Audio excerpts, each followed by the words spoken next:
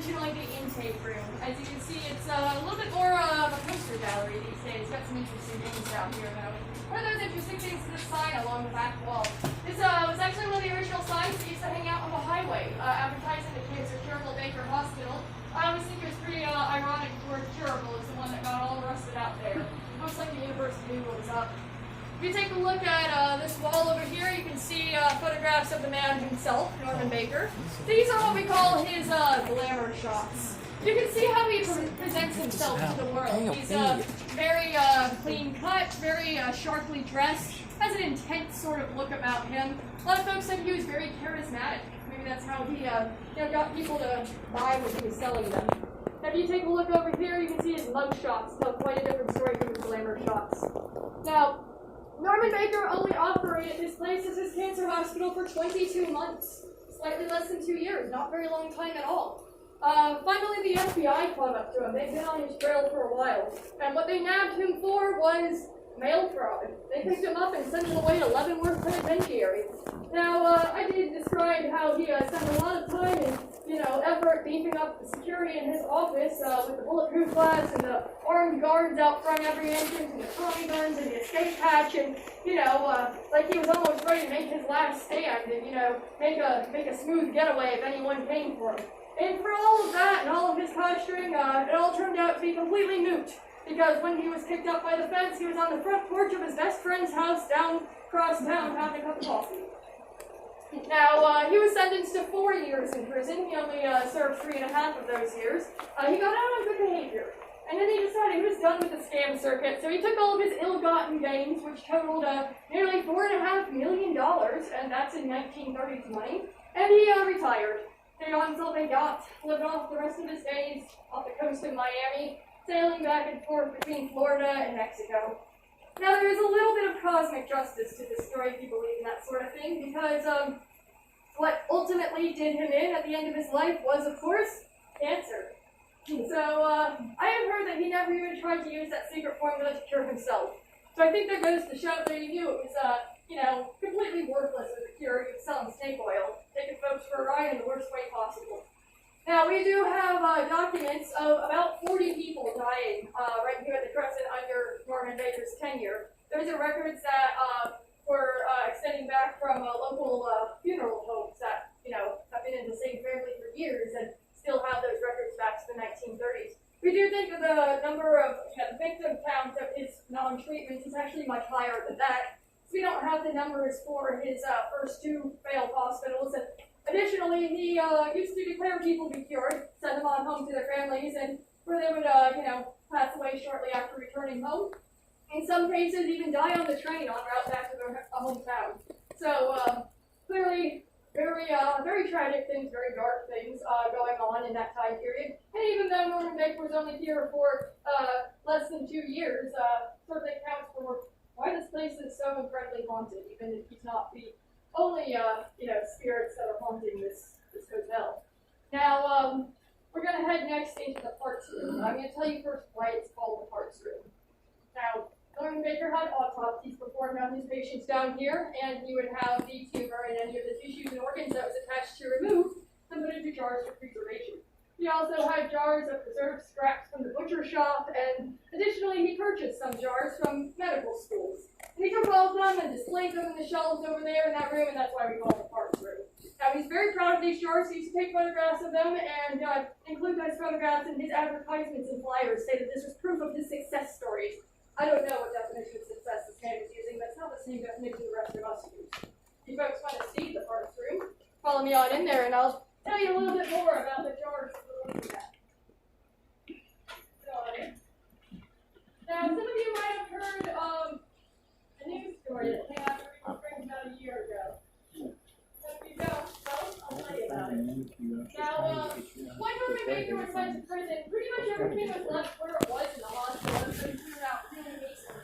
I heard that in the 1940s, some teenagers started making out all the jars and bottles, and crawled up into the lobby and started charging up them into the hospital. Now, when the hotel reopened as a hotel after World War II, whoever was in charge decided to leave those jars and bottles on display in the lobby. And they stayed on display clear through the 1960s. Finally, somebody had the good sense to say,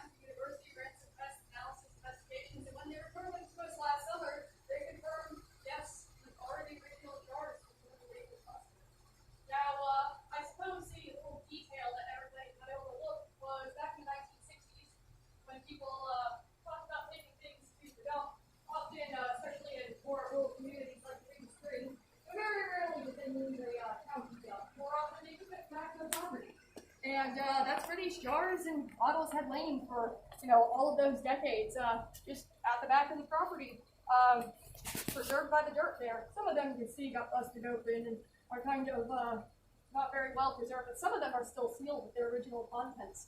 So I do want to emphasize to you folks that what you're looking at is not a replica, these are the real deal. So I think that was a pretty exciting discovery that was made. You never know what's lying around sometimes.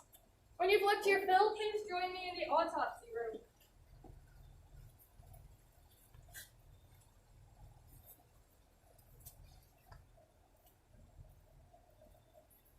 Now, of course, originally the morgue was much larger than just these three small little rooms I've had to show you folks tonight.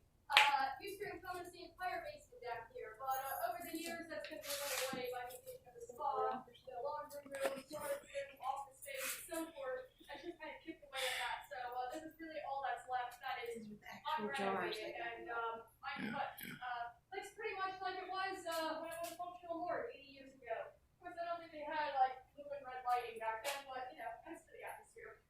Now, if you're paying attention, you might have caught that I said that this whole annex was actually built during the Crescent college days, and that predates Norman Baker. So you might be wondering, what was all this space being used for before Norman Baker came along? That's an excellent question. All of this was originally kitchen space. Now, there's a lot of remnants of the kitchen days down here. One of those remnants is this creepy looking room over here. Now, this is actually what the Victorians used as a refrigerator before refrigerators were a thing. And you can tell that by that material that's being exposed by that peeling way back wall. That's just cork. Now, cork, as it turns out, is an excellent insulator. And what they used to do is build these rooms out of cork and bring these giant blocks of ice that they had hauled up here by mule and stack all those ice blocks up there and make the room really nice and cold. And then they could store their meat, cheese, dairy, anything that they needed to keep chilled. Now, when Norman Baker came on in, he had all the kitchens moved up to the first floor, where they remain today. And he learned pretty quickly that this room was excellent for keeping something else cold. And so this is where he stored bodies. So, pretty creepy little space back there. Those of you who are taking photos and hoping to catch something creepy on camera, this room is very well known as a hot spot for orbs and other weird things going on in there. Now, this table back here is another remnant of those kitchen days. I think that some source online tried to claim that this was, the autopsy table, and that is very much not true for a lot of reasons. One of those reasons being it's pushed up against the back of a wall. We actually think that this is one of the original kitchen preparation tables, like a food prep table. A very old one, and not one I would want to prep food on today. Now, while we don't have that autopsy table any longer, because that has long since been lost to history, we do know where that autopsy table would have stood because we do still have its drain. So the autopsy table would have stood right along here, with the head probably at the drain, and all of those bodily fluids would have gone right down there. So I always like to take a moment to think about all the gross things that have been down that drain, and then take another moment to be profoundly grateful that I am not the plumber sent to clean it out. All right, folks. Well, this does conclude your tour this evening. I do want to thank you all once again for joining me on my ghost tour, and I hope you all enjoyed the stories I had to share with you this evening. We're going to exit a different